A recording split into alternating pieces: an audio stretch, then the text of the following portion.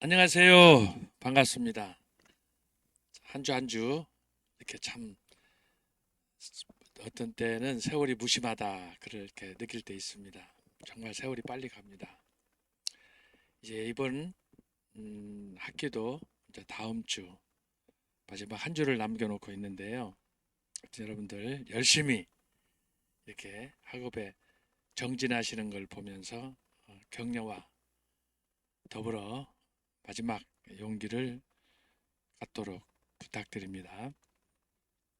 오늘 또 전 시간에 이어서 우남 이승만 박사를 기념하는 특별히 4대 이념의 건국 4대 이념에 기초해서 제가 만든 노래 한 곡 듣고, 그리고 경제 부국을 이룬 우리 중수 박정희 대통령 노래 혁명의 불꽃처럼 두 곡을 듣고 강의 시작하도록 하겠습니다.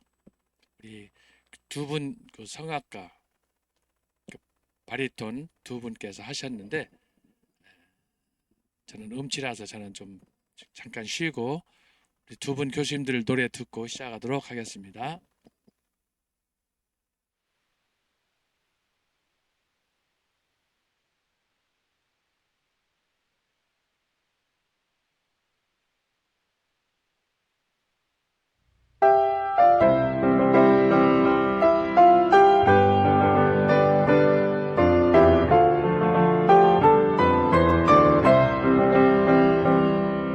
백척한 도민족 운명 어깨 메고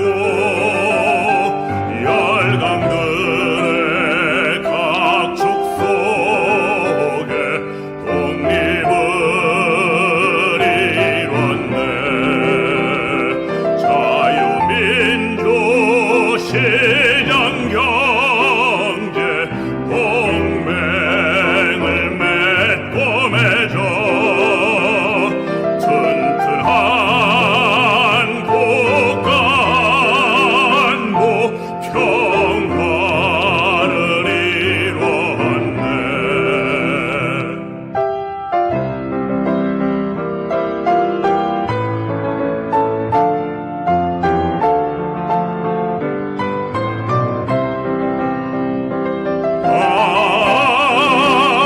오남 이승만 나라 세운 건국 대통령. 오남 이승만 목숨 바친 대통령. 아름다운 나의 조국 불꽃처럼 타올라서 자손만대 영원토록 세계 속에 빛나라.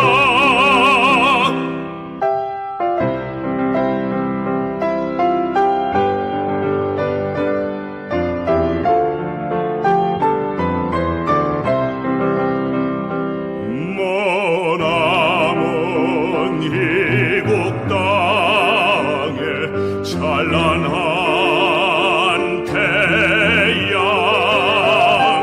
나라 사랑 님의 충정 어이 비할까.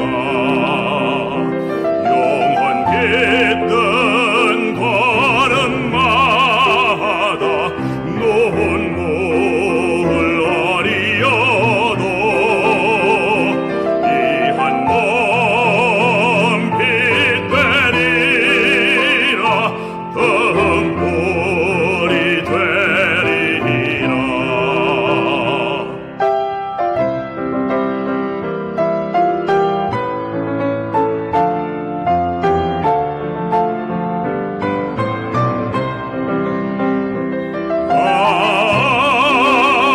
오남 이승만 나라 세운 건국 대통령.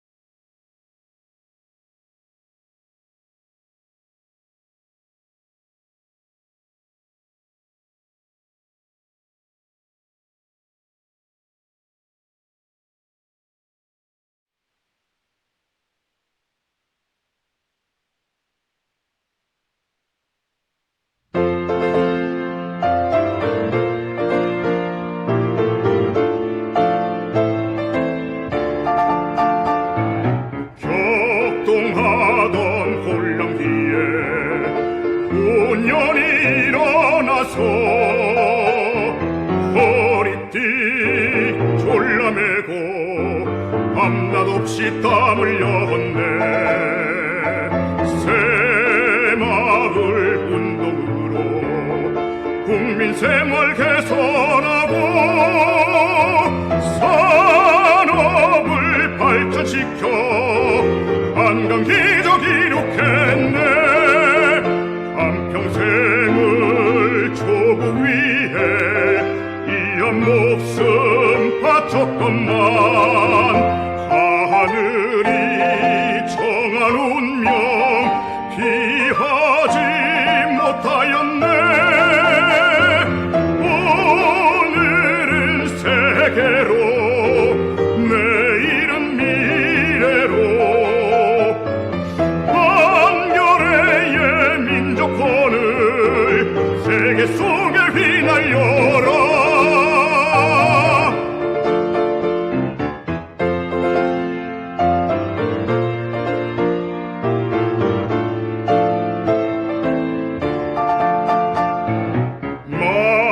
마을마다 도시마다 꿈과 희망 꽃 피우고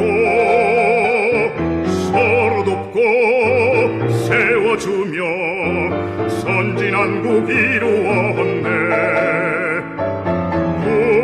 국방을 강화하여 자유평화 드높이고 온 땅에 혁명의 뜻 불꽃처럼 펼치었네. 한평생을 조국 위해 이한 목숨 바쳤건만 하늘이 정한 운명 피하지 못하였네. 오늘은 세계로 내일은 미래로 한겨레의 민족권을 세계 속에 휘날려라.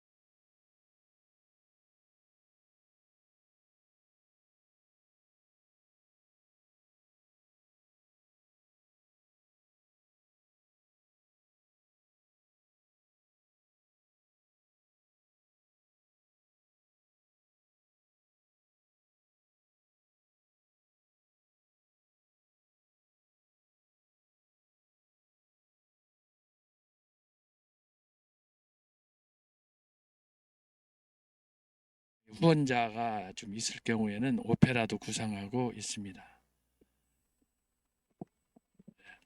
그래서 여러분께서 기도 많이 해주셔서 가능하면 내년 연말쯤 뮤지컬이 됐든 아니면 오페라가 됐든 지금 우리 작곡가 선생님하고 잘 논의해서 하는 것보다는 이제 작품성의 완성도를 높이는 것이기 때문에 지금 많은 기도와 지금 더불어서 작품을 위해서 지금 기도하고 있습니다.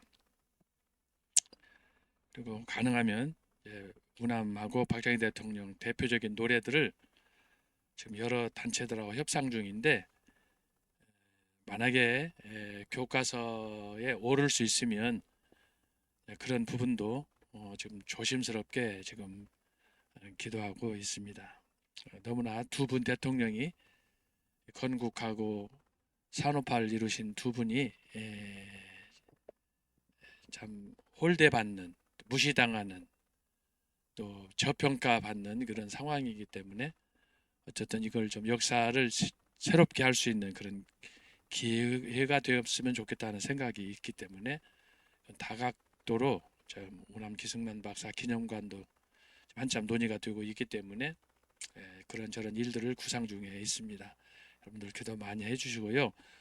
오늘 또 역시 제가 시 한 편을 준비했습니다. 자, 2023년도 이제 2주 남았습니다. 지난 한 해를 돌아보면서 또 시 한 편을 준비했는데 함께 낭송하시고 그리고 기도로 강의하도록 하겠습니다. 오늘 시 주제는 당신이 아니 계시면입니다. 함께 큰 소리로 낭송하시겠습니다. 당신이 아니 계시면, 당신이 아니 계시면 이 세상은 혼돈하고 공허하며 단지 어두울 뿐. 말씀으로 창조하신 아름다운 금수강산 삼라만상은 안고 없는 찐빵으로 손으로 만지고 보아도 살아서 숨을 쉬어도 모든 것은 무의미.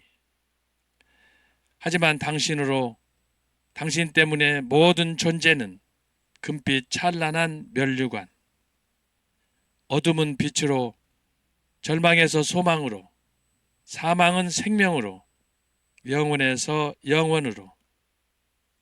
이렇듯 언젠가 우리 주님 친히 천사들의 호령과 함께 구름 타고 오시면 기쁨과 감사로 우리 주님 맞으리라. 할렐루야 찬양하며 주께 영광 돌리리라. 마라나타 주 예수여 속히 오시옵소서. 기도하겠습니다. 하나님 아버지 감사합니다. 여전히 영하의 날씨가 기승을 부리는 이때 저희들에게 또 건강 주시고 오늘 또 중세교회사를 통해서 주실 말씀들을 기다리며 또 기도하게 하시니 감사합니다. 자비하신 아버지, 2023년 토끼띠 금년 한 해도 이제 막바지 달이 되었습니다.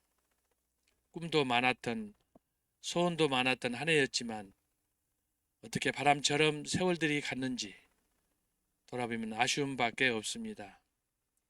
무엇보다도 주님과의 다짐과 약속, 열심히 말씀 읽고 기도하며 전도하며 그리고 애국운동 위해서 저희들이 땀 흘리며 수고해야지 했지만 늘 부끄러움밖에 없습니다.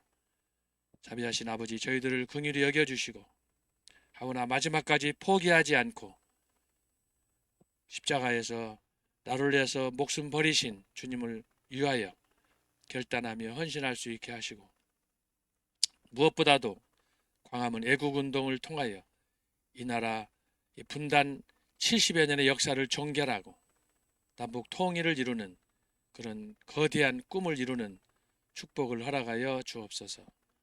이 일을 위하여 전광훈 목사님 세우셨사오니 목사님과 더불어 함께하는 모든 주변의 지체들에게 하나님께서 도우시고 또 전국에 흩어져 있는 또 해외에 있는 우리 교포들 한 사람 한 사람 지켜주셔서 우리가 한 마음으로 이 거대한 역사를 이룰 수 있도록 도와주옵소서.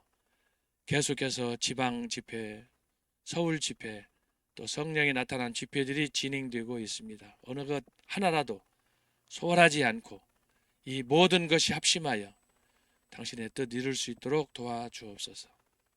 무엇보다도 건국 대통령 우남 이승만 박사의 4대 이념을 저희들이 회복할 수 있게 하시고 지난 5년 동안에 망각한 짓밟힌 이 국권과 또 교회 전통과 신앙, 특별히 남북관계에서 이 자유, 민주, 또 시장 경제를 새롭게 할 수 있는 그 기틀을 마련하는 그런 기회가 될 수 있도록 도와주시고 그 중심이 한미동맹이 있사오니 그러신 아버지 더욱 굳건히 함으로 앞으로 남북 통일에 크게 기여할 수 있도록 그리고 마지막 시대에 우리 한국 교회가 세계 선교의 중심 나라가 될 수 있도록 도와주옵소서. 이 현 정부와 특별히 내년 4월 10일에 있는 총선을 주님께서 기억하셔서 우리가 진행하고 있는 자유마을리 운동이 풀뿌리 운동으로 확산되어 반드시 내년 4월 10일 의석 200석 완성으로 다시 한번 민주주의 반석 위에 건국 이념을 실현할 수 있도록 도와주시고 중수 박정희 대통령이 이룩한 경제 부흥을 도약을 이룰 수 있는 그런 은혜를 허락하여 주옵소서. 이 시간도 다시금 저희들이 중세교회사 강의로 이렇게 함께 하였사오니 오늘은 특별히 이단 문제로 한국교회가 골치 아픈 이때 도전받는 이 위기 상황에 중세교회사에 나타난 이단들을 통해서 바른 신학을 정립하고 우리 자신뿐만 아니라 우리 교회가 새롭게 말씀으로 부흥을 일으키는 은혜를 허락하여 주옵소서. 시정을 주님께 의탁하고 예수님의 이름으로 기도하옵나이다. 아멘. 자, 오늘 우리가 다룰 중세교회 이단의 유형과 특징입니다. 특별히 여러분에게 청교도 출판사에서 광고 말씀이 있어서 제가 말씀드립니다. 제가 쓴 논문 전광훈 목사의 설교 심층 분석 이걸 읽으시고 아마 또 학기말 시험 때는 아마 시험 문제도 나올지 몰라요. 참고해 주시고 이번 학기 우리가 다루는 중세교회사 교재 만화 중세교회사 중세교회사가 1000년의 역사이기 때문에 엄청나게 방대합니다. 초대교회는 500년이지만 중세교회는 1000년인데 1000년의 역사를 만화로 세계 최초로 출판이 됐습니다. 여러분이 참고해 주시고 우리가 다음 학기에 하게 될 종교개혁사 종교개혁사는 제가 지난주에 말씀을 드렸는데 종교개혁사가 이렇게 예쁘게 만화로 나왔는데 지금 아주 호평이 대단합니다. 저는 제가 쓴 책이기 때문에 부끄러워서 말하기도 그런데 하여튼 주변에서 어떻게 이렇게 종교개혁의 그 신학적인 그런 부분들 격동하던 그런 시기의 역사를 이렇게 만화로 간략하게 보기 좋게 정리할 수 있었느냐. 여러분들이 막 전화도 오고 호평이 많습니다. 하여튼 다 여러분들의 성원 기도의 결과가 아니겠습니까? 여러분께서 기도해 주시고 그래서 앞으로 만화 초대교회사, 만화 중세교회사, 만화 종교개혁사 이 만화 시리즈로 여러분들이 기독교 역사 2000년을 통달할 수 있도록 여러분들이 힘써 주시면 좋겠습니다. 자, 그러면 오늘은 지난 시간에 이어서 중세교회 이단의 유형과 특징인데 자, 지난주에 제가 살펴본 거 간단히 정리하겠습니다. 자, 중세교회를 제가 늘 강조하지만 1000년이다 말씀했어요. 1000년이에요. 그리고 이 중세교회 이전의 역사가 초대교회는 500년이다 그랬어요. 자, 500년. 자, 그러면 중세교회 2단을 다루는 거예요. 2단을 우리가 다루는데 중세교회 2단을 알려면 초대교회의 그 상황을 우리가 이해를 해야 중세교회하고 초대교회가 얼마나 다른가 하는 것을 이해할 수가 있습니다. 초대교회 하게 되면 수많은 주제들이 있어요. 그런데 그 주제들을 압축하면 결국은 어디로 돌아가느냐? 초대교회를 이룩한 신학으로 돌아가는 거예요. 신학으로 돌아가요. 결국은 신학이 없으면 교회는 무너지는 거예요. 그래서 이 신학적인 체계가 아주 중요한데 초대교회에서 이룩한 신학은 뭐 다양한 관점에서 볼 수가 있는데 첫째로는 뭐냐? 성경이에요. 성경. 다시 말하면 정경. 모든 신학의 기초는 성경이에요. 성경이 없는 신학은 다 이단이고 사쿠라예요. 그래서 여러분이 이 성경을 잘 대하고 성경을 하나님의 말씀대로 이해하는 그런 신앙을 우리가 갖도록 해야 됩니다. 그래서 오늘날 우리가 갖고 있는 성경을 뭐라고 하느냐? 정경이다 이렇게 말하는 거예요. 정경. 왜 특별히 여기서 우리가 가지고 있는 성경을 정경이라고 하느냐 하면은 초대교회 때는 우리가 가지고 있는 성경 외에도 다른 경이 두 가지가 있었어요. 두 가지. 하나는 뭐냐 하면은 예경이에요. 예경. 성경으로 말하면은 성경에 포함되지 않는 예를 들어서 5%다, 10%다 부족한 그런 책들을 예경이라고 할 수 있는데 이 예경의 일부 책들을 지금 현재 로마 가톨릭 천주교에서는 그것을 공동 번역에 포함시켜서 일부 사용하고 있어요. 우리가 가지고 있는 성경 66권의 플러스 알파지. 이것이 바로 외경이라고 하는 거예요. 그래서 성경하고 내용이 어떤 것들은 비슷하지만 그러나 5%, 10%가 부족한 책, 그것을 외경이라고 한다라고 하는 거예요. 두 번째는 뭐가 있느냐? 가경이 있어요. 가 아니면 위경. 가경 아니면 위경이에요. 성경하고 비슷한 것 같은데 완전히 사기, 거짓이라는 거예요. 외경하고 다른 거예요.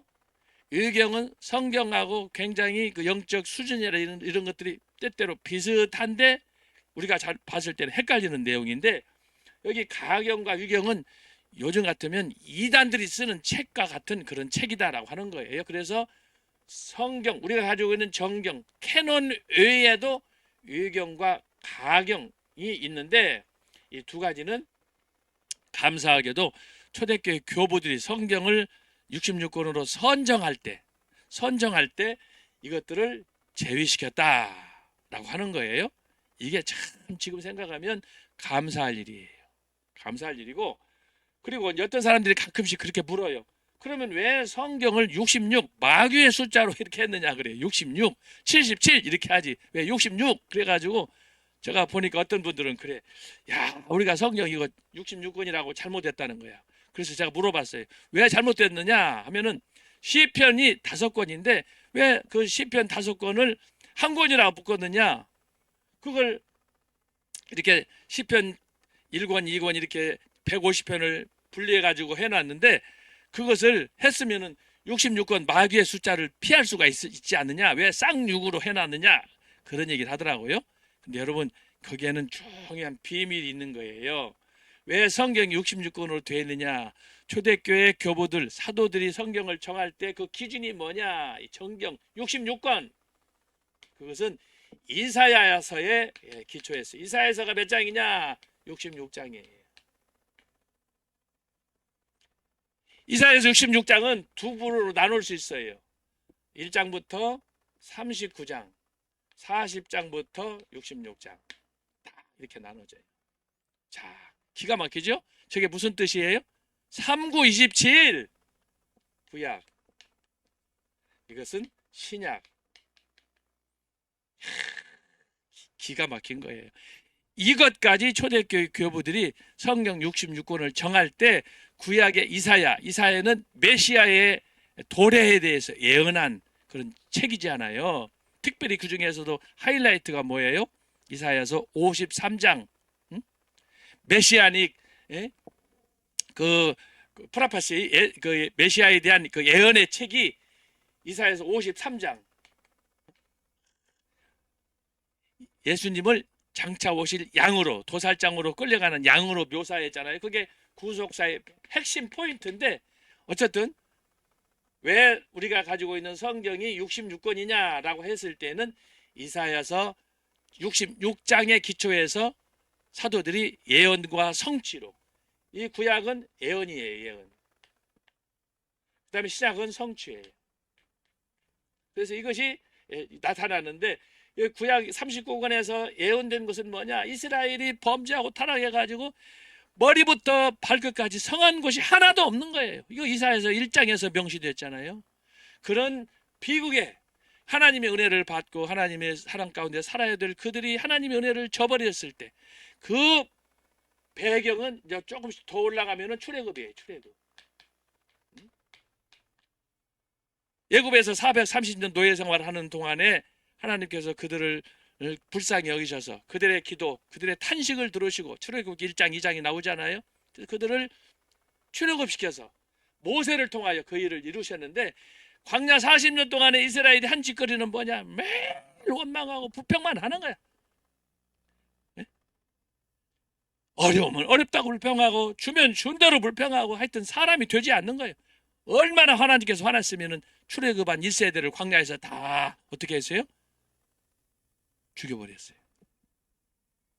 그러고 나서 다음 세대로 이제 여호수아와 함께 가나안으로 가도록, 그래서 1차는 지난주에도 전 목사님께서 가나안의 복을 받자라는 설교를 하셨는데, 우리 지금 현재 우리 신학자 토크에서 금요일마다 하는 우리 그걸 지금 묵상 중에 있는데 우리 교수님들이 네 분이 다 감탄하고 있어요. 감탄. 어떻게 정광 목사님 원고 하나 없이 그것도 2시간, 3시간씩 전국을 돌면서 이게 지금 뭐 1년, 2년도 아니고 몇십 년 동안을 이렇게 할 수 있느냐 하면서도 우리 교수님들이 다 지금 충격을 받고 감동하고 있어요.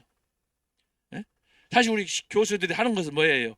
구약이든지 주석이든지 무슨 논문을 보고 쭉 그걸 해설하고 그걸 보고 논문을 쓰고 그런 거 하는 건데 여러분 말씀표 보시면 알지만 말씀표에 동그라미 3개 뭐 약식으로 된 몇 가지 설명 성경 구절밖에 없어요. 그런데 여러분 세계 역사상 그런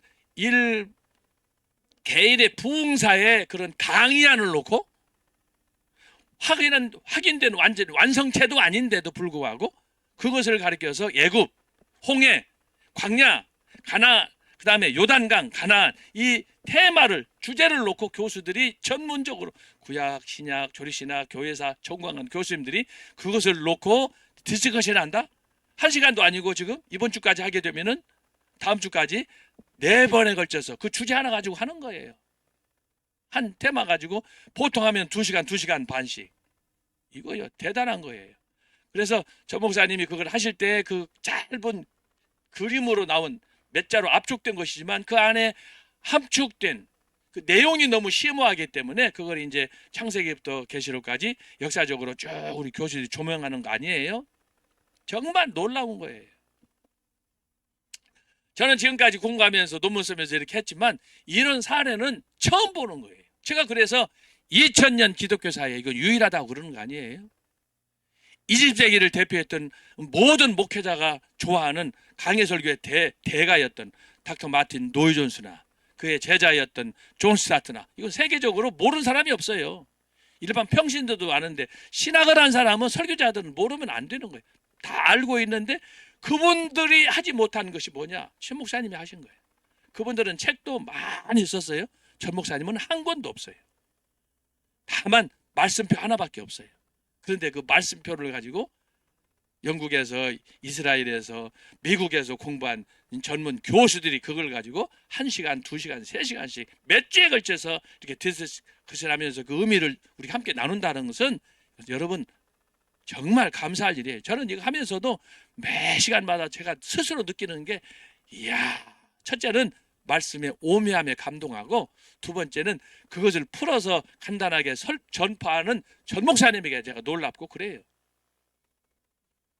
어쨌든 이 이사야 66장이 구약과 신약으로 나눠지는데 구약에서는 바로 이런 배신과 거역과 우상 숭배와 자기들 좋은 대로 살아가는 그런 아주 타락의 본상을 보는 원형을 보는 듯한 그런 모습을 본다면 이제 그런 타락한 이스라엘이지만 하나님께서 이스라엘을 구원하시는 앞으로 메시아가 오면 그 메시아를 사람들이 이해를 못하니까 고난받는 종 이사야서 53장은 고난받는 종이잖아요. 또 서번트 오브 서퍼링 이렇게 해서 하는 건데 그래서 여러분 이것을 혹시라도 오해할 수 있는 분 왜 성경이 66권이냐 혹시라도 강의 들으면서도 껄쩍지근한 왜 66권이가 왜 67권이 아니고 70권이 아니고 77권이 아니고 왜 66일까 66은 뭐야 666 하나만 더 붙이면 마귀 사탄의 숫자인데 왜 그럴까 그랬죠. 자, 근데 여러분 거기에는 깊은 뜻이 있어요. 이사야 선지자를 통해서 나타날 그 메시아에 대한 약속이 성경에 있다. 그래서 기가 막혀요. 구약 39, 신약 27. 그래서 이렇게 나눠진 것이다 라고 하는 거예요. 그래서 이것과 더불어서 여러분이 성경 외에도 외경과 가경이 있는데 왜 성경에 포함되지 않았느냐? 그 이유 중에 하나도 바로 이거예요. 소위 언약, 신약의 핵심은 언약인데 커버넌트 언약인데 이 언약적으로 봤을 때 위경 가격은 아니다. 직접적으로 말하면 결국은 우리를 유혹하는 하나의 가설이다. 그렇게 정리할 수가 있겠습니다. 그런데 초대교회 신학을 형성할 때 바로 이 성경, 정경이 그렇게 중요하다. 성경이 중요하다.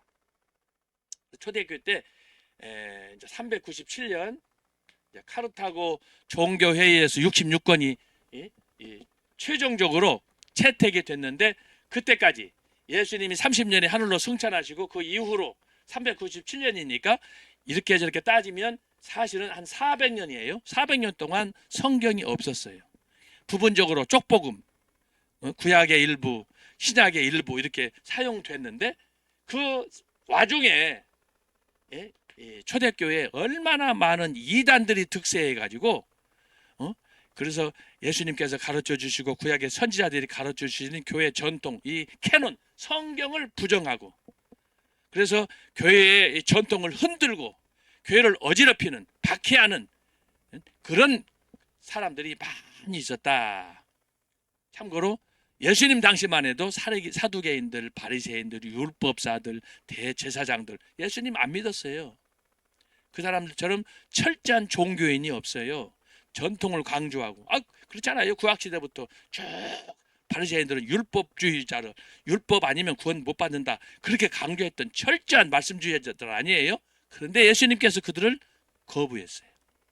그래서 여러분 진짜 성경을 통해서 우리가 바라봐야 될 전통은 예수님의 십자가 중심으로 가야지 그렇지 않으면 바리새인이 되고 그렇지 않으면 사두개인이 되고 율법사가 되고 대제사장주의가 되고 그러면은 죽는 거예요.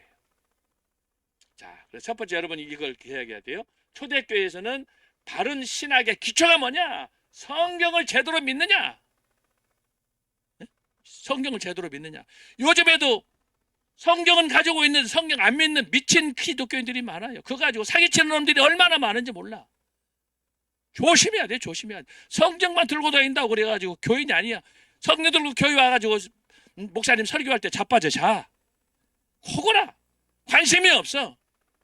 그러면 안 되는 거예요. 이 말씀이 전파될 때 말씀에 대해서 귀를 세우고 전 목사님 늘 토끼처럼 귀를 세우라고 그러시잖아요. 그렇게 해서 우리가 이 죽은 혹은 잠자는 내 영혼을 깨워서 하나님 말씀이 내 마음속에 역사하도록 성령이 불리듯 일어나게 만들어야 되는데 그렇지 않으면 안 되는 거예요. 여러분. 그래서 성경은 반드시 성령의 역사가 나타나야 되는 거예요. 그래서 성경은 다른 책하고 다른 경전하고 다른 거예요. 두 번째로 성경을 바르게 믿는다라고 했을 때 바로 요청되는 것이 뭐냐? 그것이 바로 정통신학이에요. 제가 지난주에 말씀했어요. 초대교회 500년 동안에 초대교회 그 예수님 이후 성 어거스틴까지 500년 동안에 초대교회가 만들어준 신학의 틀, 자 강조했는데 정통신학을 얘기하면 반드시 첫 번째 다섯 가지가 있어요. 자, 첫 번째가 뭐냐? 십계명이에요. 십계명을 부정하는 사람은 이단이에요. 그건 지가 교주가 되는 거예요. 이거 이단들이 많이 하는 거예요. 그리고 이단들은 십계명을 아주 싫어해요. 왜? 지가 하나님이야 되니까. 두 번째는 뭐가 있느냐? 주기도문이에요. 다른 말로 하면 산상수훈이에요. 산상수. 자, 십계명은 구약이라면 주기도문 산상수훈은 예수님이 가르쳐 주심이에요. 구약의 십계명의 완성이 예수님이에요. 여러분 그거 잘 아셔야 돼. 십계명의 포인트는 뭐냐? 사랑이에요. 하나님 사랑, 이웃 사랑이에요. 근데 예수님께서 주기도문을 산상수훈을 통해서 가르쳐 주신 게 뭐냐? 하늘에 계시는 우리 아버지여 해서 궁극적으로는 뭐냐? 예수님의 산상수훈도 사랑이에요. 사랑. 이것은 요한복음 13장 여기 보면은 요한복음 13장에서 하나님을 사랑하고 위로는 하나님을 사랑하고 아래로는 이웃을 사랑하라 이렇게 말씀하셨어요. 그래서 그 사랑이 곧 율법의 완성이 되는 거예요. 자, 세 번째는 뭐가 있느냐 하면은 사도신경이에요. 사도신경. 사도신경. 그래서 초대교회의 정통신학을 기준할 때 반드시 구약에서 내려왔던 십계명과 예수님이 가르쳐 주신 이 십계명을 이루는 완성한 것이 산상수훈이기 때문에 그 내용을 마태복음 5, 6, 7장이 산상수훈인데 그것을 잘 믿고요 살아가는 거예요. 이 산상수훈의 핵심은 뭐냐 하면은 소위 제자도예요. 제자도. 예수님의 제자가 되려면 어떻게 해야 되느냐? 예수님이 직접 강의하고 제자들에게 교훈해 주셨어요. 여기 보면은 마태복음 5, 6, 7장에 나타나 있는데 굉장히 구체적이고 율법을 이루는 그 길은 사랑 외에는 없다. 그것이 산상수훈의 핵심 포인트예요. 그것을 이루신 분이 누구냐? 당신이라는 거예요. 예수님 자신, 산상수훈을 강의하시는 예수님 자신이 곧 모델이 되어서 심령이 가난한 자는 복이 있나니, 애통하는 자는 복이 있나니, 온유한 자는 복이 있나니, 이 모든 말씀에 모델이 누구냐? 예수님 당신 자신이에요. 그러니까 우리에게 이 제자도를 주신 목적이 뭐냐? 그러므로 너희들은 나를 본받으라. 사도 바울처럼 내가 그리스도를 본받는 것처럼 너희는 나를 본받으라 그랬잖아요. 이것이 뭐냐? 바로 정통신학이에요. 그래서 정통신학은 뭐냐? 이걸 단순히 지적으로 아는 정도가 아니라 이것을 예수님처럼 삶 속에서 실천하는 거예요. 실천하는 거예요. 자, 마지막 네 번째가 있어요. 초대교회에서 강조하는 신학. 이걸 잘 여러분이 기억해야 돼요. 네 번째가 뭐냐 그러면 초대교회에서 만들어주는 4대 신경을 얘기하는 거예요. 4대 신경. 4대 신경은 뭐냐? 제가 지난주에 설명했어요. 자, 325년, 381년, 431년, 451년. 자, 제가 지난주에 그랬죠. 이 둘 짝을 묶으라고 그랬죠. 여기는 삼위일체예요.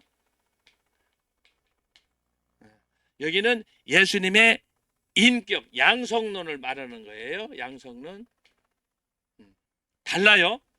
여기서는 예수님의 성부와의 관계에 대해서 얘기한 삼위일체예요. 삼위일체. 여기는 그 삼위일체 중에 이격이신 예수님. 예수님이 초대교회니까 구약에서는 하나님, 이스라엘 백성들 하나님에게 계속해서 우리에게 말씀하신 지도자를 보내주세요. 그래서 때때로 인자로도 나타나고 그랬지만 하나님은 영이시기 때문에 하나님께서 그들에게 늘 말씀하셨는데 구약의 이스라엘 백성들은 그래서 하나님한테 늘 불만이 많았어요. 때가 되면 하나님께서 독생자 예수 그리스도를 당신의 아들로 보내신 거예요. 그게 이제 신약이에요. 그래서 아까 말씀한 구약의 예언이 신약에서 아들로 말미암아서 성취가 되는 거예요. 그래서 그 4대 신경은 뭐냐? 그 예수 그리스도에 대하여 사람들이 궁금해해. 그러니까 그 부분에 대해서 삼위일체와 그다음에 양성론, 이것을 기독론이라고 그래요. 기독론. 기독론 다시 말하면 하나님이냐 사람이냐 이 부분을 얘기하는 거예요. 이거를 바로 4대 신경에서 설명했는데 이것을 잘 여러분이 기억해야 초대교회 500년 동안 초대교회가 만들어진 정통신학이 뭐냐 이걸 알 수 있는 거예요. 이걸 부정하는 사람, 하나라도 부정하는 사람은 이단이 되는 거예요. 오늘날 주변에서도 보면은 몇몇 교회에서 사도신경을 거부해요. 어떤 교회에서는 또 4대 신경도 거부해요. 어떤 교회에서는 주기도문을 우리가 이제 교독 시간에 아침 주일 예배 볼 때 주기도문 암송하거나 사도신경을 암송하거나 어떤 때는 교독할 때 십계명도 하고 그래요. 그런 것들을 부정한다. 그러면은 그 교회는 어떤 교회냐? 제가 만든 용어예요. 나홀로 교회예요. 나홀로.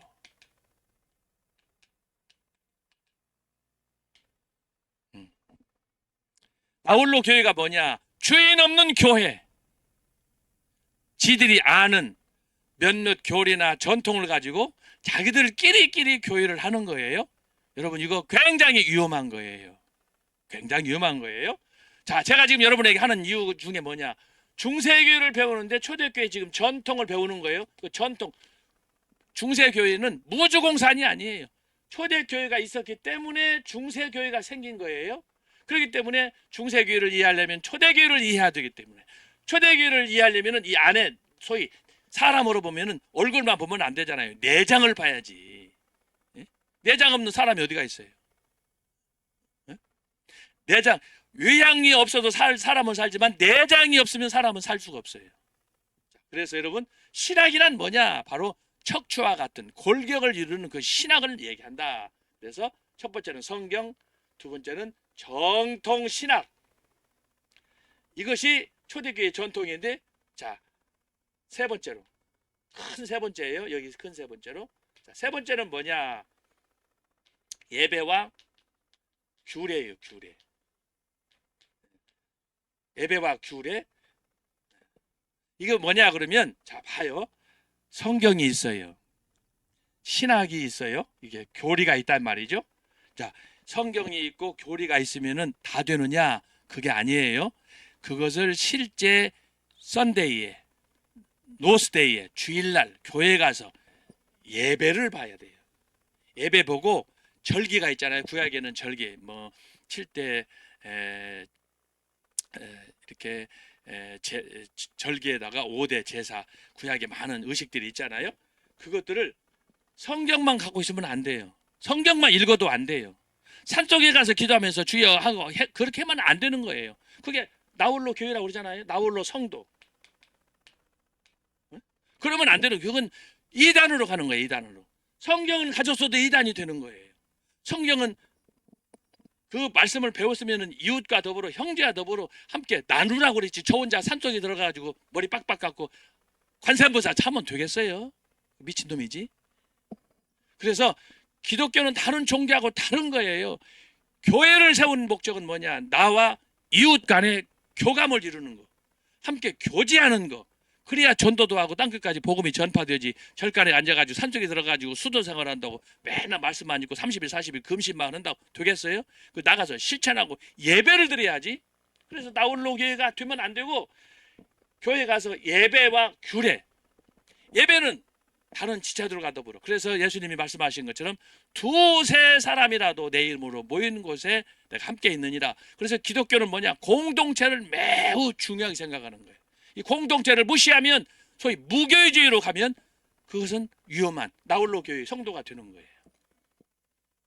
그래서 여러분이 참고하셔서 초대교회가 세우신 예배, 그래서 이 예배와 규례는 뭐예요? 예배 순서를 얘기하는 거예요. 목사님, 또 직분자, 때때로 설교와 성찬식, 이런 것들, 예배를 위해서 규례가 들어가는 거예요. 규례. 그러면 이거 여기서 말하는 이 규례는 규례, 이 예배와 규례만 들은 것이 아니고, 여기에 마지막으로 들어간 것이 뭐냐? 규칙이 들어가요. 규칙. 이 규칙이 오늘날로 말하면 소위 정치, 헌법이 되는 거예요. 헌법. 초대교회. 자, 봐요. 하나님 말씀대로 묵상하고 신학도 정통으로 다 믿고 있어요. 그런데 교회 가가지고 함께 예배하는데, 교회 가가지고 사기나 쳐먹고 나쁜 짓 하고 그러면은 이게 사랑의 공동체로서 교회가 존재할 수 있어요, 없어요? 여러분, 교회처럼 신비한 단체가 없어요. 어린아이로부터 나이 든 모든 사람이 남녀노소 신분 상관없이 교회는 한 몸을 이루는 거예요. 그런데 그 안에 사기꾼들이 있어요. 그 안에 도적놈들이 있어요. 그 안에 이단들이 있어요. 그러면 그 사람들을 내버려 둬야 돼요?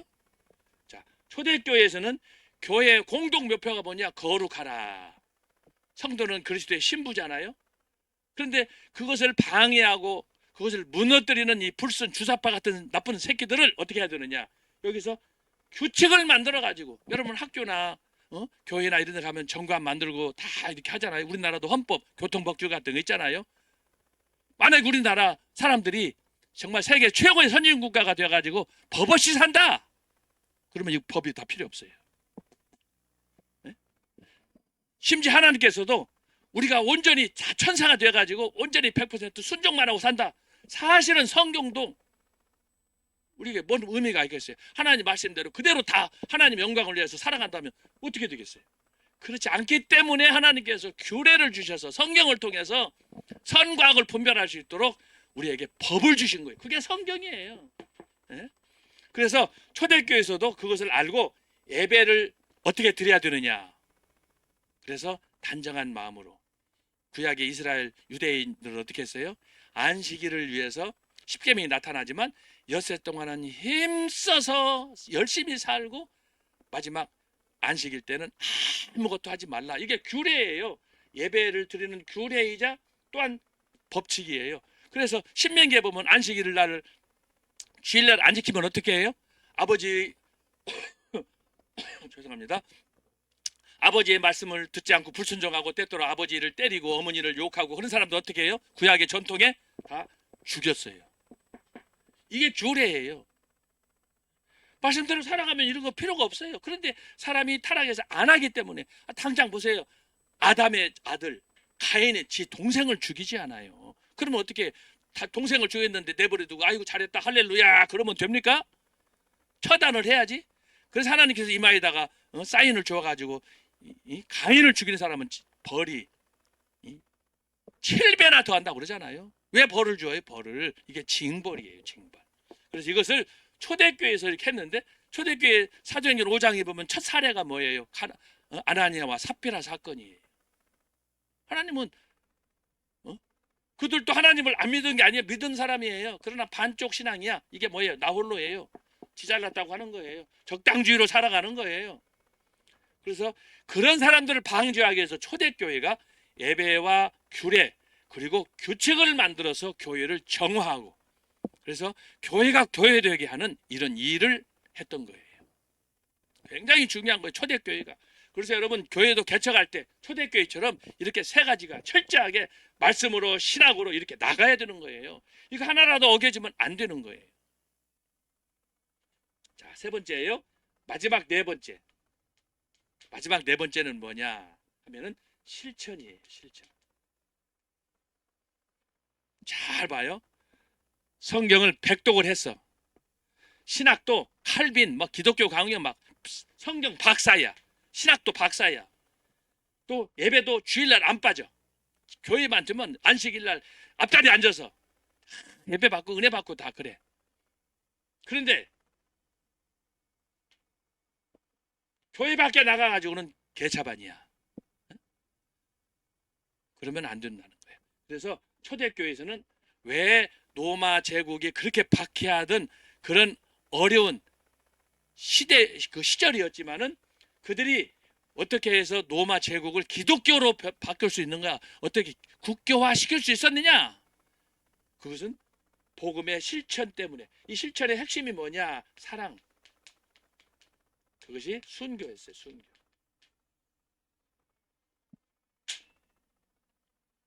사랑하기 때문에 나를 죽여도 그를 위해서 욕하지 않고 축복해 주는 거예요.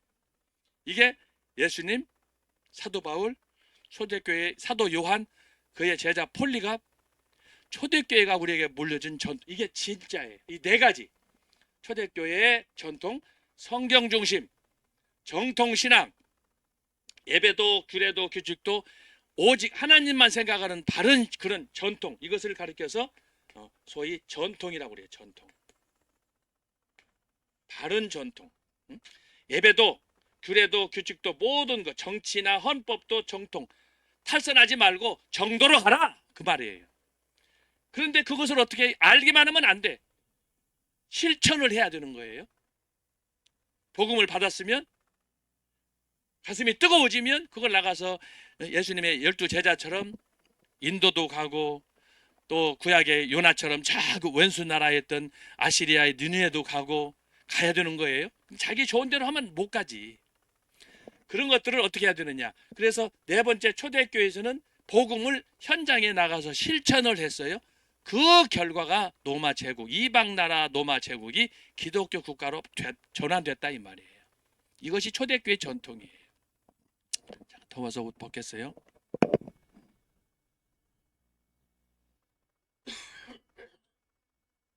자, 그런데 오늘 우리가 배우려고 하는 게 뭐냐? 중세교회, 중세교회. 중세교회는 바로 이 초대교회가 가르쳤던 네 가지 전통, 성경 중심, 정통신학, 예배와 규례와 규칙과 헌법, 마지막 네 번째로 실천. 이것이 초대교회가 물려준 전통이다 그랬어요. 이걸 잘 기억해야 돼요. 이게 2000년 동안 유지가 되는 거예요. 지금도 마찬가지예요. 지금도 저와 여러분이 속한 교회에서 내가 진짜 제대로 된 교회를 나가는가, 예배하는가, 어떻게 살아가는가를 보려면 이 네 가지를 보면 돼요. 네 가지. 네 가지를 보면 돼요. 네 가지. 그런데 여러분, 지금 우리가 중세교회 2단을 보잖아요. 그럼 중세교회 2단은 어떻게 됐는가 잘 보세요. 자, 첫 번째로 성경. 자, 이거 지우겠어요.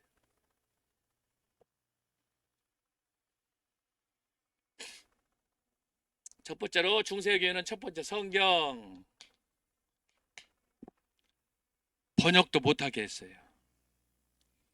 소위 불게이트라는 걸 제롬이 성경의 원본이 헬라어인데 이것을 라틴어로 번역을 했어요. 여러분 지금도 우리나라 뭐 다른 나라도 마찬가지지만 영국 사람들도 그래요. 영국 사람들은 자기들의 모국어가 영어고 우리는 한글인데 그나마 지금은 하도 이 교육 제도가 많이 발달해 가지고 우리나라 문맹률이 많이 떨어졌지만 옛날 우남 이승문 박사 제가 자료를 보니까 그때만 해도 5% 10%도 한글을 못 읽었어요. 학교도 제대로 없었고 일제 아래서 우리가 뭘 했겠습니까? 근데 지금은 웬만한 가면은 중학교, 고등학교, 대학교 졸업한 사람들이 많아.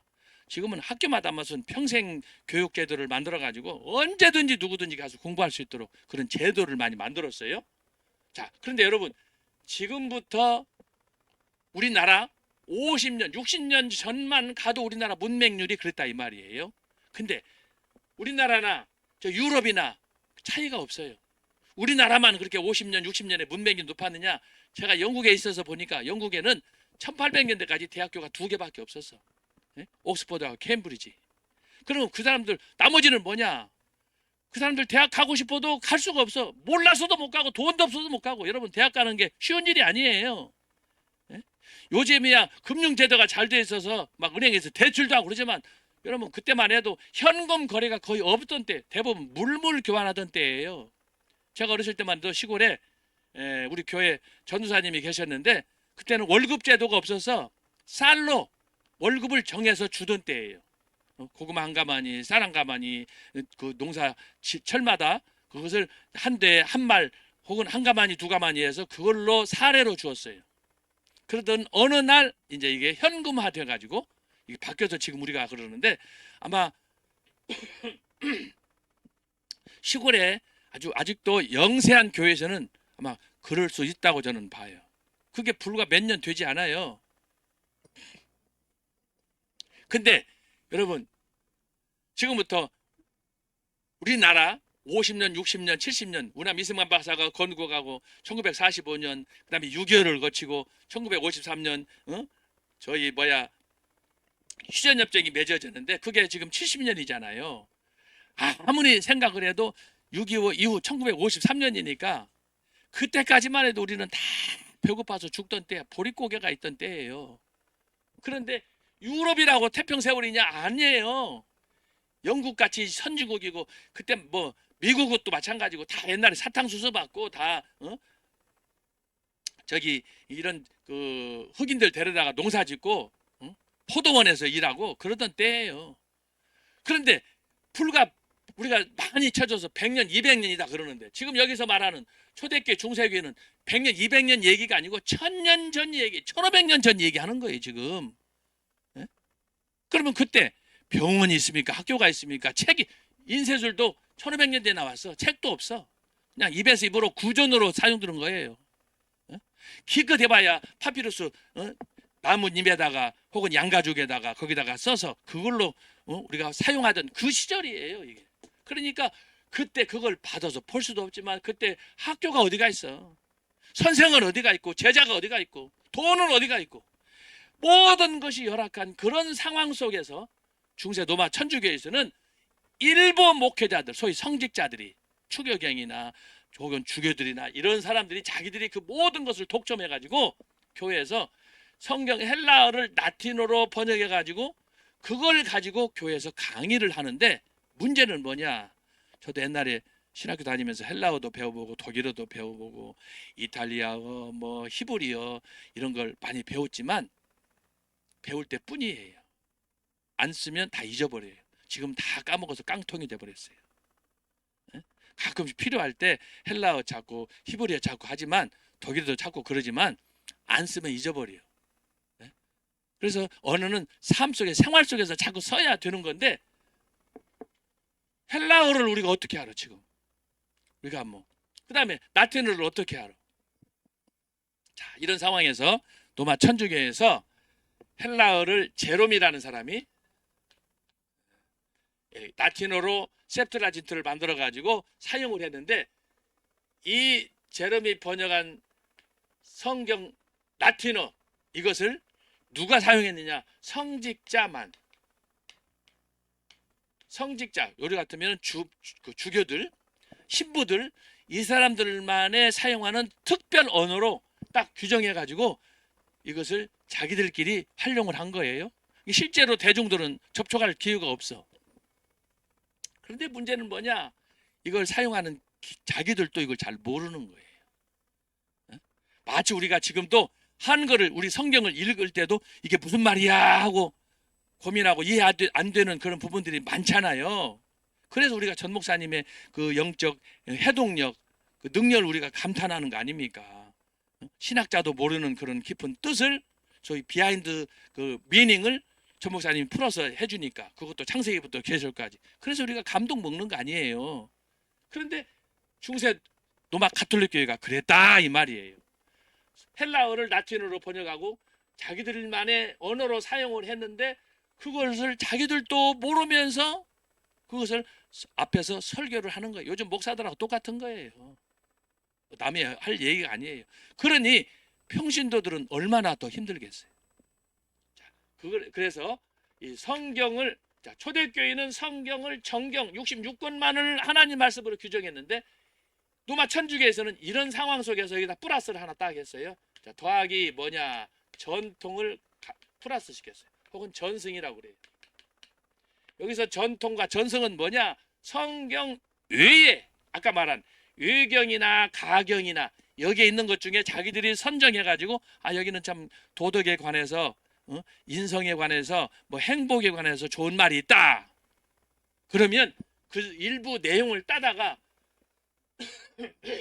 성경 66권 66 플러스 이걸 한 거예요. 이것이 로마 천주교예요. 그래서 초대교회하고 중세 로마 가톨릭 교회는 완전히 다르다. 성경은 가지고 왔어요. 그러나 성경을 거의 읽지 않아요. 자기들도 잘 몰라. 거기다가 전통과 전승을 여기다가 가미해 가지고 성경 플러스 전승 이렇게 했어요. 실제로는 뭘 강조했느냐? 성경보다는 전통과 전승을 더 강조했어요. 예를 들면 설교할 때도 예수님이 가라사대 이것보다도 어거스틴이 가라사대 이것만 했다는 얘기야. 사도 바울이 가라사대 성경에 있는 내용보다는 뭐예요? 토마스 아퀴나스, 중세 천주교에서 만들어낸 유명한 지도자들, 교황들 지도자들 있잖아요. 그럼 교황들이 교서를 따다가 거기다 읽으면서 성경 얘기는 안 하고, 그래서 전통과 전승, 교회에서 예를 들어서 여자 같으면은 테레사가 뭐라고 했다더라, 일기장이 뭐라고 했다더라, 이것을 가르치는 거예요. 그러면서 너희들은 그렇게 순종하고 살아가라. 성경 얘기는 안 하고. 이게 이단으로 가는 지름길이에요. 저는 조금 보수적이어서 그런지는 몰라도 설교할 때도 마찬가지예요. 오늘날 설교자들이 성경을 가지고 해석할 때 가끔씩 그래요. 칼막스, 뭐 엥겔스, 프리드리 엥겔스, 이 사람들이 다 공산주의 빨갱이 원조들인데도 불구하고 그 사람들이 다 나쁜 말 한 게 아니에요. 그 중에 어떠다가 한마디씩 좋은 말씀이 있는데 목사들이 철딱이 없어가지고 심지어 히틀러 말도 인용을 해가지고 거기다 넣어. 심지어 니체는 신은 죽었다고 그랬는데 니체가 뭐라고 했는가 그걸 설교할 때 인용해가지고 잘난 체 하는 거예요. 이 병신 같은 놈들이에요. 교회를 파기하고 하나님의 존재를 부정하는데 그들이 말을 했다고 그래가지고 뭐 칸트가 어떻고 헬겔이 어떻고 하이데거가 어떻고 떠들고 그런 짓거들을 하는 거예요. 이거 굉장히 저는 그런 부분에 대해서는 보수적이에요. 똑같은 말이 있으면 왜 교회를 박해한 칼막스 얘기하고, 아무리 사탄은 그러면 나쁜 얘기했냐? 마귀 사탄은 천사같이 높아져가지고 우리를 얼마나 달콤하게 우리를 유혹하는데 사탄의 말을 인용을 하지. 그러면 잘못된 거예요. 이건 신학교에서 혹은 그 목사 개인의 자질의 문제라고 봐요. 똑같은 입장이면 성경적으로 하나님 나라 관점에서 하나님의 주권을 인정하는 그런 말들을 인용해서 써야지. 그런 것들이 산적하고 백과사전인데도 불구하고 칼 막스가 어떻고 김일성이가 어떻고. 여러분, 이거 설교자로서는 항상, 저는 그래요. 제 경험으로는 항상 하나님 중심으로 나아가서 어떻게 교회를 이룰 것인가, 어떻게 해야 하나님의 영광이 될 것인가, 이렇게 해야지. 그렇지 않고 똑같은 관점이라도 교회를 박해하고 부정하고 했던 많은 사람을 죽이고 한 살인마 이런 사람들, 그 사람들의 말을 따다가 하면은 그 사람을 영웅 만드는 거예요. 잘못된 거예요. 제가 이해할 때는 그래요. 저는 철저하게 아예 그런 사람들은 의도적으로 어떤 비판할 의도나 이런 것들이 있지 않는 한은 저는 그런 거 안 해요. 예? 그래서 왜냐? 설교자가 그 어떤 자세를 갖고 설교하느냐가 너무너무 중요하기 때문에 그러는 거예요. 나는 좋아서 했는데 듣는 사람은 독약을 먹을 수 있어요. 여러분 설교할 때 목사의 한마디가 얼마나 중요한지 아십니까? 독약을 먹을 수 있어요? 여러분 독약 먹을 수 있냐고. 그러면서 분별 없이 갔다가 막 이것저것 연구도 안 하고 기도도 안 하고 해가지고 대충 설교 조작해가지고 유튜브 보고 조작해가지고 그냥 자기가 뭐 유명세야? 그 알리려고 선전하려고 자기 PR하려고 그런 짓거리 하는 건데 이건 죽음이에요, 죽음. 근데 한국교회 목사들이 설교하면서도 그걸 몰라. 함부로 갖다 인용하면 내가 아는 거라고 다른 사람이 했다고 그래가지고 막 독초를 뿌려주고 그러는 거예요. 잘못된 거예요. 이것이 바로 어디서 나왔느냐? 노마 천주교에서 나온 거예요. 천주교. 그래서 여러분이 아예 다른 거 하지 말고 성경을 성경으로 인용을 하세요. 그리고 혹시 설교할 때 어떤 예화라든가 이야기들을 인용할 때는 제가 지금 말씀한 것처럼 반교회적인 사람들, 그 사람들을 사탄의 역사를 우리가 방해하고 죽이고 몰살시키기 위한 이런 의도가 아닌 이상은 절대 그 사람들 말을 함부로 강단에서 사용하지 마세요. 네? 그만큼 이 설교자의 자세가 중요하고 그런 면에서는 신학도 마찬가지예요. 제가 신학 얘기하겠지만 신학도 한두 가지가 아니에요. 제가 볼 때 신학도 한 100가지가 넘어요. 신학도. 그런데 그 신학의 가장 중요한 신학이 뭐냐 하면은 정통신학이에요. 옥소독스예요. 캐논, 하나님 말씀에 철저히 기초하고 하나님 말씀을 높여주는 이 신학이 제가 지금 얘기하잖아요. 십계명도 성경 다 이게 나온 거예요. 오직 성경 중심, 하나님 중심으로 가는 거예요. 그런데 여러분 이 정통신학이 주변에 하도 이제 그 자유주의 이런 세속적인 도전을 받고 보다 보니까 한 3가지, 4가지로 다른 이름으로 쓰여요. 자, 정통신학을 뭐라고 그러냐? 보수신학이라고 그래요. 보수신학. 보수신학이라는 것은 이 초대교회 신학 전통을 그대로 보존하는 신학이에요. 이것을 조금 진보적인 사람들이 보면은 이건 꼴통이야, 꼴통. 보수신학은 꼴통신학이야. 네? 요즘에 현대 젊은 사람들 하는 얘기가 그래요. 아이고 이게 지금 초대교회면 1500년 전 얘기인데 지금도 꼴통 이 보수신학 이것만 믿나? 그러는 거예요. 이것을 잘못 극단적으로 왜곡하면은 바리새인가 되는 거예요. 바리새인. 바리새인들처럼 구약의 율법, 모세의 율법만을 강조한 사람들은 아니에요. 그 사람들은 아주 골수 중에 보수예요, 보수. 그런데 여러분 보수라도 지금 제가 말하는 보수, 초대교회에서 이룩한 이 정통신학을 지키는 보수하고는 다른 거예요. 예수님이 바리새인들의 보수를 어떻게 했어요? 도끼로 찍어버린다고 그랬잖아요. 제가 시간이 없어서 다 설명 못해요. 그래서 예수님이 바라보신 정통신학하고 초대교회가 일반 이 바리새인이나 율법사들이 본 보수신학하고는 하늘과 땅 차이예요. 그 사람들은 땅에 바벨탑을 짓는 거예요. 예수님은 하늘의 보물을 쌓는 거예요. 이 다른 거예요. 똑같은 신학이라도. 그래서 이 정통신학을 현대의 보수신학, 꼴통이라고 그러는데 사실은 이것이 성경적이다라고 하는 거예요. 그러나 주변에서 하도 비판을 많이 받으니까 그래서 때때는 고독하고 외롭기도 하지만 여러분 굉장히 중요하다라고 하는 거예요. 이것이 진짜 전통이에요. 전통. 제가 말한 천주교에서 말하는 전통하고는 완전히 다른 거예요. 초대교에서 말하는 이 전통은 자기들이 만들어서 성경에다가 붙인 거예요. 그러나 초대교회의 바른 전통은 성경에 기초해서 성경 다. 성경 아니면 말 안 하는 거예요. 그래서 이 보수신학이 첫 번째고 두 번째는 이 보수신학을 칼빈 신학이다 말하는 거예요. 칼빈 신학 여러분 많이 들으셨죠? 몇 주 전에도 전 목사님께서 말씀했어요. 칼빈 신학만이 정통 신학이다 그랬어요. 그러면서 몇몇 교단도 얘기했어요. 오직 칼빈 신학만이 성경을 체계화해 가지고 바르게 가르치는 생명 신학이다, 그렇게 강조했단 말이죠. 칼빈 신학이 뭘 했느냐? 칼빈은 두 가지만 강조했어. 오직 하나님의 영광을 위해서 산다. 개혁자 존 칼빈의 신학의 평생 이념은 뭐냐? 모든 것은 하나님을 위해서 내가 산다. 하나님 영광, 솔라 그라티아라고 하는 거예요.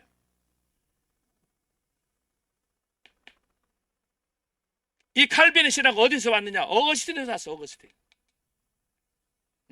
제가 얘기했죠. 초대교회를 대표한 사람이 어거스틴이다. 그럼 어거스틴은 뭘 얘기했느냐? 제가 두 가지 얘기했죠. 하나님의 은혜, 그 다음에 인간의 전적인 부패, 타락.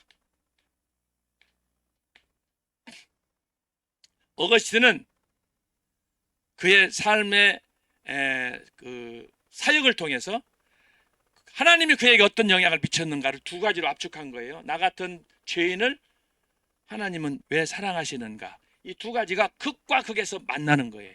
그래서 어거스틴을 은혜, 은총의 신학자라 그랬죠. 은총의. 그래서 하나님의 은혜를 여러분 얼마나 느끼시는지 모르겠지만, 하나님 은혜에 대해서 정말 십자가의 사랑과 십자가의 은혜에 대해서, 하나님의 은혜에 대해서 강조하는 사람은 뭘 느끼느냐? 나 같은 죄인은 없는 거예요. 405장에 존 뉴턴의 노래예요. 나 같은 죄인 살리신, 그 노래. 그래서 하나님의 은혜를 여러분들이 깨닫고 싶으면 철저하게 하나님 앞에서, 하나님의 말씀 앞에서 여러분이 죽어줘야 돼. 나는 죄인 중에 괴수다, 그래야 되는 거예요. 근데 이거 어거스틴의 신학을 칼빈이 다시 만들었어. 그래서 레포메이션, 다시 새롭게 한 신학을 칼빈이 만들었다. 그래서 초대교회 정통 신학은 보수 신학으로, 또 다른 이름으로는 칼빈 신학이라고 한다라고 하는 거예요. 세 번째는 뭐가 있느냐? 청교도 신학이에요. 청교도들은 보수 칼빈을 이어받은 그런 신학적으로 말하면 역사적인 후예들인데, 청교도들은 철저하게 말씀 중심으로 나갔어요. 말씀 중심. 전 목사님이 뭘 강조해요? 청교도 영성에서. 그래서 강조하는 거예요. 그래서 전 목사님이 대단하다고 보는 거예요. 세상에 그렇게 공부도 안 하고 맨날 뒷자리만 앉고 그러셨던 분이라고 본인이 성적표까지 다 까발리잖아요. 그런데 어떻게 이걸 다 통달했는지, 야, 제가 겸손해질 수밖에 없어요. 그래서 보수신학, 칼빈신학, 청교도신학. 네 번째가 뭐냐? 요즘 흔히 우리가 주변에서 듣는 얘기 중에요. 그것은 개혁신학이다 그래요. 개혁신학은 뭐냐? 칼빈의 이 청교도의 신학을 기초로 해가지고 교회는, 신앙은 날마다 하나님 앞에서 자기를 성찰하면서 자기를 새롭게 리모델링하는 것이다. 이게 개혁신학이에요. 그러니까 우리의 신학은 한 번 받은 거, 한 번 받은 은혜로 그것을 100년, 200년 가는 게 아니고, 날마다 이스라엘 백성이 광야에서 40년 동안에 만나와 메추라기를 먹었듯이 날마다 새로운 은혜를 받아야 되는 거예요. 날마다 새로운 은혜를 받는 은혜는 날마다 기적이라고 하는 거예요. 내가 살아있음에 대한 기적, 감사. 그래서 이 초대교회에서 말하는 정통신학은 뭐냐 하면은, 오늘날 우리가 볼 때 굉장히 다양하게 나타나는데, 보수신학, 꼴통신학, 칼빈신학, 청교도신학, 개혁신학, 이렇게 말한다라고 하는 거예요. 자, 근데 이거하고 반대가 있어요. 자, 요즘에 보게 되면 보수신학 다음에 요즘 우리 한국교회도 많아요. 교단별로도 많이 있어요. 이걸 가리켜서 때로는 진보 혹은 자유주의다 이렇게 말하는 거예요. 자유주의. 진보나 자유주의는 뭐냐? 내 쪽에서 생각하는 거예요. 인간이 내 쪽에서 생각하다 보니까 진보, 자유, 성경은 꼴통이다, 싫어요. 뭔가 반항하고 싶고 저항하고 싶고 이거 바꾸고 싶은, 그것이 진보요 자유주의예요. 여러분, 우리 교회에 이 주변에 교단이나 신학교가 많이 있는데 진보적인 자유주의적인 신학교가 굉장히 많이 있어요. 그건 여러분들이 선택하세요. 제가 특정하면은 내가 또 뭐 이렇게 하는 것처럼, 선동하는 것처럼 들려서 오해받을 수 있기 때문에. 그래서 여러분, 보수신학이란 뭐냐? 꼴통이란 성경으로 돌아가자. 성경 1등주의야. 성경주의로. 그러잖아요. 제가 지금 계속해서 성경 정통 이렇게 해서 설명하잖아요. 그래서 정통 칼빈 청교도 개혁신학은 오직 성경 말씀으로 돌아가자 이건데, 진보 자유주의에서는 뭐하냐? 아이고 이건 꼴통이라 이거야. 너무 진보하다 이거야. 지금은 21세기 달나라가는 시대인데 지금 무슨 소리 하는 거냐? 빽딱이 소리 하지 말라는 거예요. 이게 진보주의요 자유주의요. 이 중에서 얼마 전에 여러분 보셨겠지만 나온 사람들이 뭐냐? 소위 기독교 장로회라고 하는 목사들이 가운을 둘머지고 길바닥에 서서 데모하면서 정의사연 구현이다 해가지고 천주교 신부들이 여기다가 띠를 두르고 유성준이 물러가라. 이게 바로 개소리고 자유주의, 진보주의자들 하는 거예요. 자유주의라는 거 하는 거예요. 이놈들은 성경 안 믿어요. 하나님을 믿는지 나는 모르겠어요. 심각한 거예요. 심각한 거. 여러분들이 소속한 교회도 이런 교회인가 여러분이 잘 판단해야 돼요. 결국은 나도 모르게 물속에 깨구리처럼 죽어가는 거예요. 무슨 말씀인지 알지?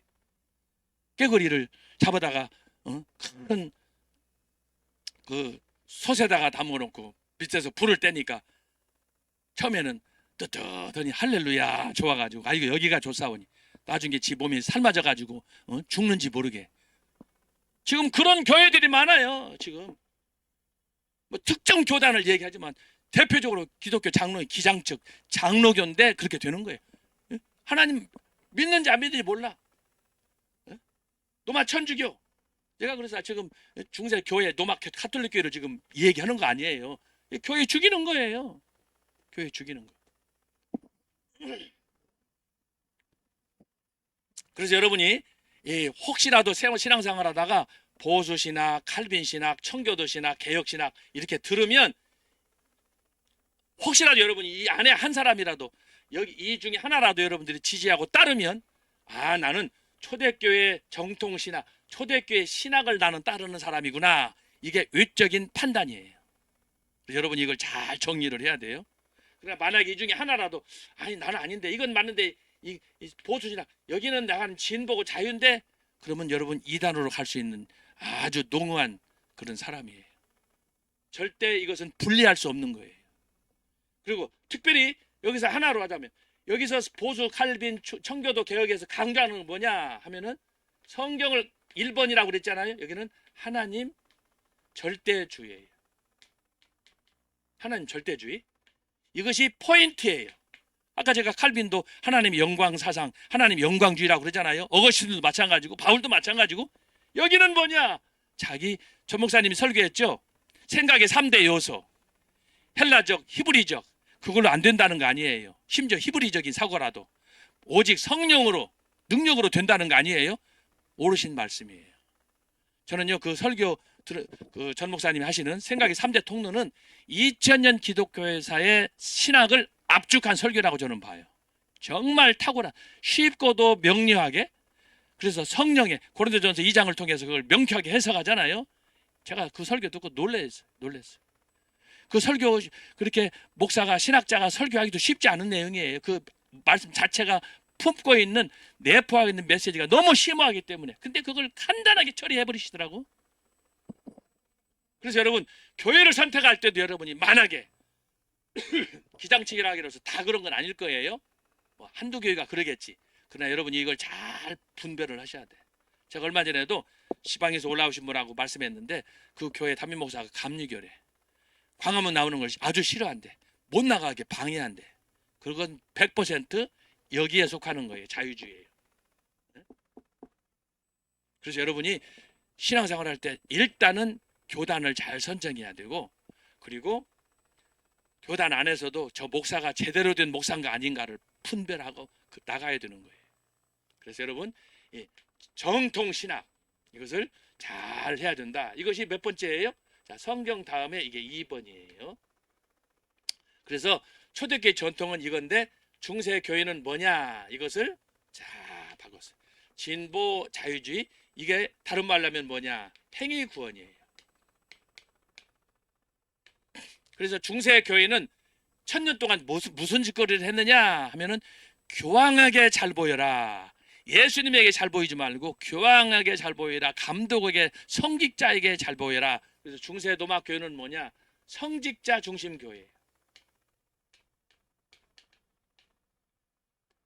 성찬식을 해도 교회에서 무슨 의식을 해도 성지 순례를 해도 모든 것은 어디 와 있느냐? 눈에 보이는 일종의 저기 다니엘서로 하자면 눈에 보이는 느부갓네살의 신상으로 비유할 수 있어요. 눈에 보여야 돼. 이게 이제 나타나는 것이 뭡니까? 칠성례로 나타나는데 고해성사 같은 경우가 대표적인 거예요. 성직자한테 찍히면 그 사람은 천국 못 가는 거예요. 성직자한테 잘 보이려면 그러니까 돈을 안 갖다 줄 수밖에 없어. 그래서 나중에는 바닥에 다니까 면죄부 천국 가는 딱지까지 팔아먹는 거예요. 이 사기꾼들이 그걸. 그러니까 여러분, 신학이 잘못되어 있으면 성경도를 안 믿고 이렇게 전통을 믿고 신학을 믿어도 이런 신학은 아닌 자기 바벨탑처럼 인본주의 중심에서 행위구원 강조하는 하는 그런 신학으로 성직장 중심으로 가다 보니까 여기에 끝은 교황이야. 교황이 신이야. 예수님 대신이야. 알았어요? 이것이 중세 교회, 로마 가톨릭 교회의 이단적인 거다라고 하는. 자, 세 번째로. 자, 세 번째는 뭐예요? 초대교회는 예배, 규례, 규칙, 정치와 헌법을 어디에 기초했어요? 성경에 기초해서, 교리에 기초해서, 정통 신학 이거에 기초해서 성경을 기초해서 초대교회가 이걸 만들었는데, 중세 천주교는 어떻게 되느냐? 중세 3번. 자, 중세 천주교회는 예배도, 규례도, 규칙도 다 누구 중심으로? 교황 중심으로 자기들이 따로 소위 캐논법, 교회법을 만들었어요. 이게 로마 천주교의 캐논법, 소위 교회법이라고 하는 거예요. 이것을 몇 년 동안? 1000년 동안. 이걸 만들어 가지고, 자, 이 로마 천주교가 만든 소위 예배, 규례, 규칙, 정치, 교회, 이 모든 제도는 다 교황을 중심으로 교회가 만든 거예요. 교회가 만든, 성경이 만든 게 아니에요. 예를 들면 교황에 되는 규칙, 추기경이 되는 뭐 이렇게 여러 가지 규범들, 천주교에서 말하는 주교라든지 신부가 되는 그런 과정들, 이것은 다 어디서 만드는? 자기들이 인위적으로 만든 거예요. 자기들이. 그러다 보니까 모든 것은 성경에 따라서 2단이다, 3단이다 이걸 규정을 해야 되는데, 중세 로마 교회에서는 자기들이 종교 회의를 통해서, 예를 들면 추기경회를 해, 주교 회의를 해요.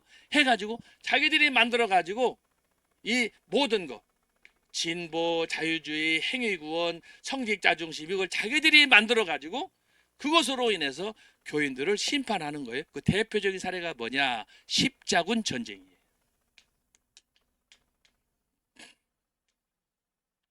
소위 1095년부터 1292년까지 약 200년 동안 전개되었던 십자군 운동을 뭐냐? 하나님이 전쟁을 원하신다. 그래가지고 수많은 사람들을, 유럽에 있는 사람들을 모집해가지고 십자군 전쟁을 8번에 걸쳐서 했는데 결국은 실패로 끝났다고 우리가 지난번에 십자군 전쟁 때 배웠잖아요.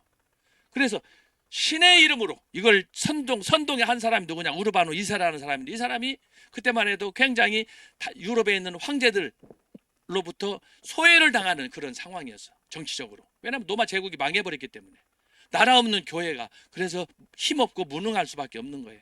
그런데 마침 주변에 있는 저렇게 이슬람 그 나라들이 동방 교회를 막 위협하고 서방 교회를 위협하고 그러니까 마침 명분을, 우리가 십자군 전쟁을 통해서 잃어버린 우리 성지를 탈환하자, 명분을 세워가지고 교서를 내려서, 여러분 세계 교회 여러분들, 자, 나를 중심으로 내가 선포하는 이 교서를 중심으로 우리가 함께 뭉쳐서 이번 기회에 저 십자군 전쟁을 펼쳐가지고, 자, 빼앗긴 이스라엘 성지를 탈환합시다. 그랬더니 가만히 있던 유럽에 있는 이 각 나라 황제들이, 교회들이 그 말에 결집해가지고, 그래서 십자군 전쟁을 일으켰는데, 명분이 뭐냐?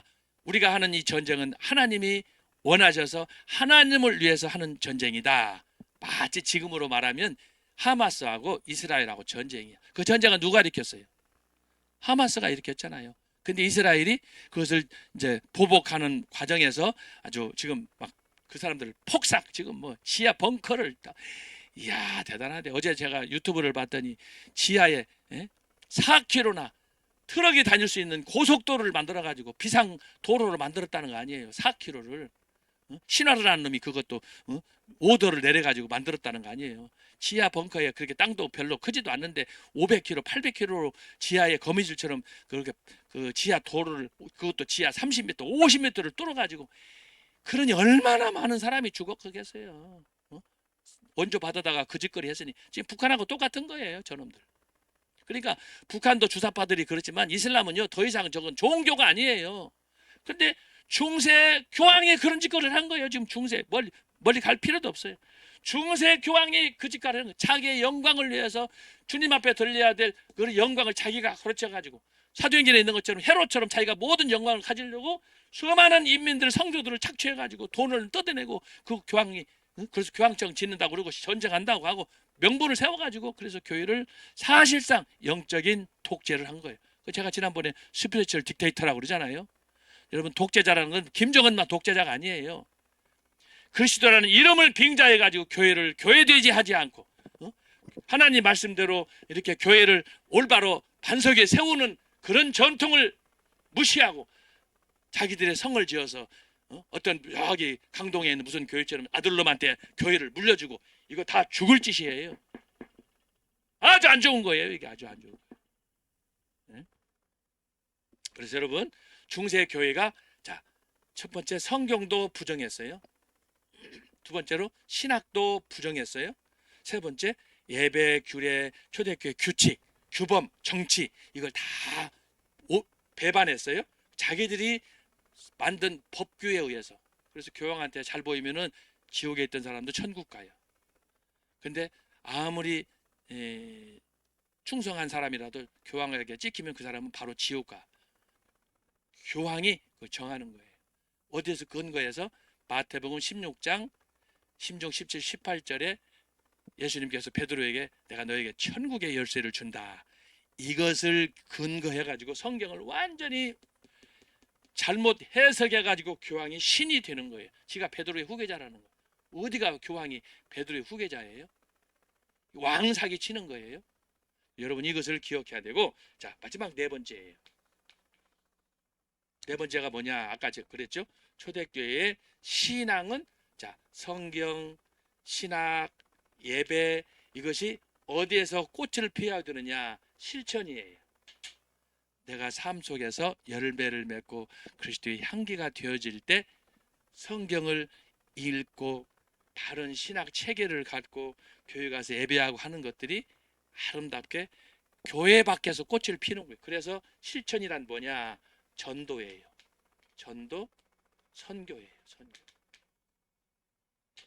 그래서 예수님의 제자들 12명 가운데 11명이 다 순교했잖아요. 그래서 초대교회를 순교 신앙이라 말하는다 이 말이에요. 그런데 재미있는 건 뭐냐?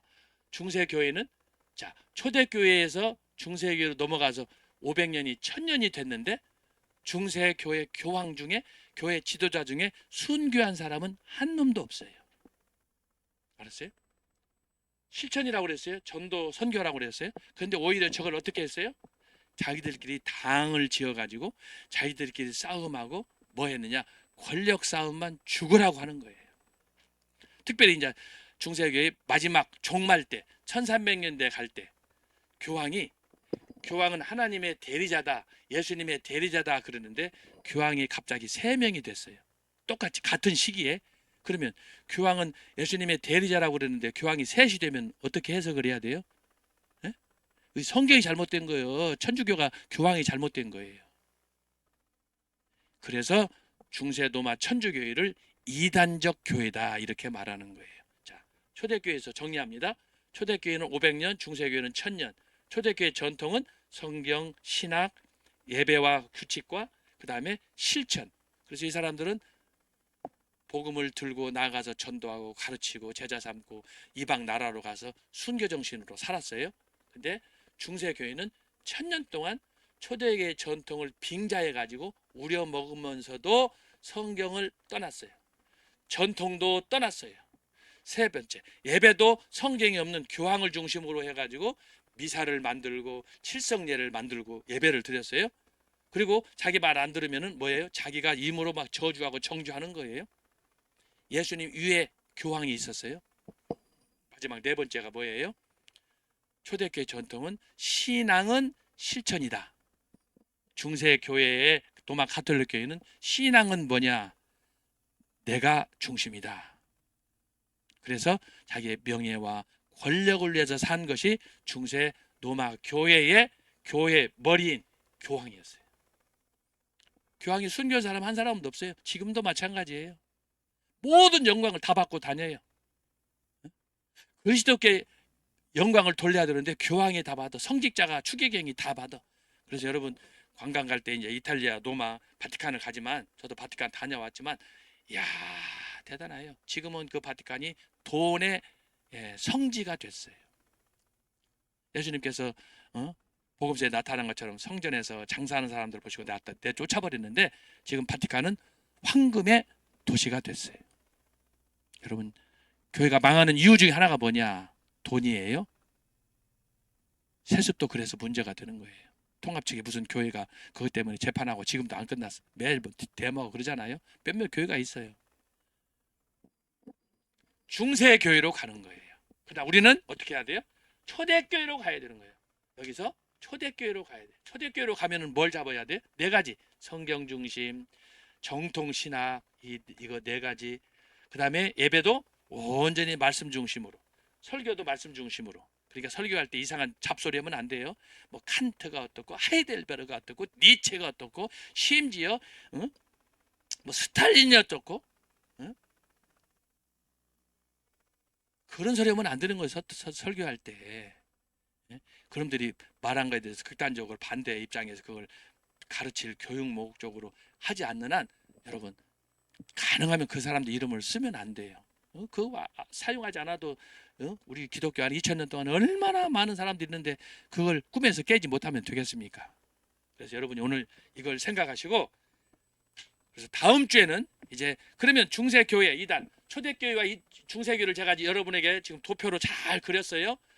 자, 그럴 때 중세교회에는 어떤 이단이 등장했는가 제가 네 가지 사례를 여러분에게 다음 주에 말씀해 드리겠어요. 그래서 여러분 강의안을 한번 쭉 읽으셔야 제 강의를 빨리빨리 따라올 수 있어요. 기도하겠습니다. 하나님 아버지 감사합니다. 오늘 또 중세교회 이단과 관련하여 초대교회 전통과 비교하면서 말씀을 드렸습니다. 오늘 이 모습은 한국교회를 보는 듯합니다. 한국교회도 이 정통교회가 있지만 잘못된 진보 자유주의가 많고 또 그들 중에 일부는 가운을 입고 광화문 거리를 다니면서 정부 물러가라고 쿠데타를 주도하고 이런 몰지각한 사람들이 많습니다. 하나님이여 저희들은 오늘 초대교회가 물려준 네 가지 전통을 확실하게 붙잡고 말씀과 전통에 따라서 온전히 하나님의 뜻을 이룰 수 있게 하시고 중세교회가 우리에게 보여준 이 교회의 모습을 저버리고 벗어나서 온전히 그리스도 중심 하나님 영광 중심으로 나아갈 수 있는 저희들 되게 하여 주옵소서. 애국운동은 계속되고 있습니다. 저희들이 특별히 관심을 갖고 일에 집중하고 기도할 수 있도록 또 행동으로 참여할 수 있도록 도와주옵소서.